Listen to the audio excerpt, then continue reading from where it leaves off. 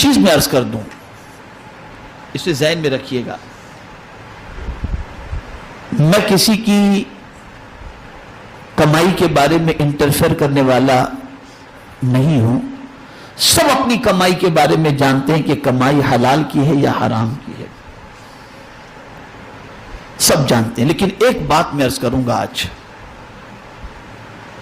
اللہ نہ کرے، صدبار نہ کرے، اگر کسی کی کمائی حرام کی ہے تو خبردار اس سے افطار کسی کو مت کرانا.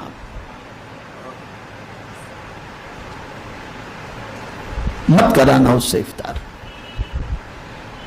اور اگر یہ سمجھ کر تم افطار کراتے ہو کہ اس کمائی سے میں افطار کراؤں گا تو مجھے ثواب ملے گا، اللہ میرے گناہ کو معاف فرمائے گا، کچھ بھی نہیں. اس لیے کہ اللہ پاک ہے اور پاک چیزوں کو قبول فرماتا ہے.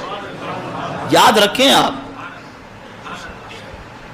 آپ کو اگر کوئی گندگی کا ڈھیر لا کر آپ کے سامنے پیش کر دے، آپ قبول کریں گے اسے؟ تو حرام کی کمائی کا یہ سب کر کے آدمی کرتا ہے، نہیں اللہ قبول فرماتا.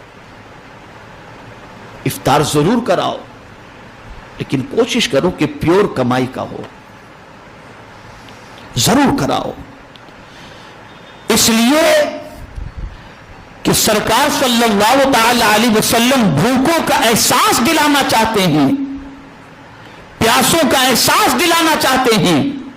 تو آقا کریم صلی اللہ تعالی علیہ وسلم نے روزہ افطار کرانے کا جو ثواب بیان فرمایا، اور میں نے جب اس حدیث کو پڑھا، اس پر غور کرنے کی میں نے کوشش کی، تو میرے عقل کے دریچے کھل گئے.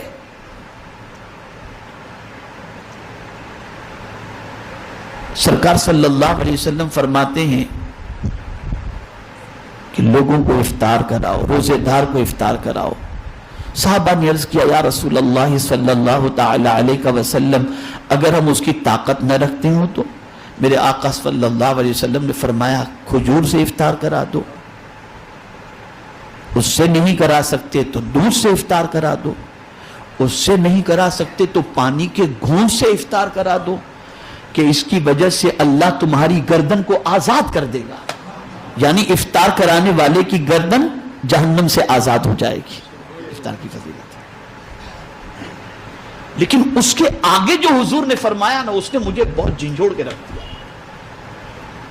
اور میں سمجھتا ہوں more than 90% مسلمان اس پر توجہ نہیں دے رہے. اس کے آگے حضور نے فرمایا، اور اگر کوئی شخص کسی روزے دار کو پیٹ بھر کر کے کھانا کھلائے تو سرکار فرماتے ہیں کل بروز قیامت میرے حوض کوثر سے اس کو جام پلایا جائے گا.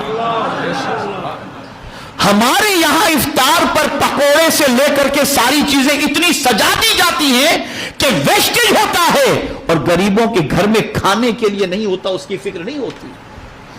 کیا ہم میں کچھ ایسے بھی لوگ ہیں جو کھانے کے پیکٹ بنا بنا کر غریبوں کو تلاش کر کے ان کے گھر تک پہنچاتے ہوں؟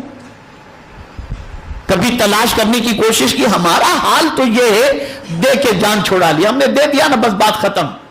آپ کرو.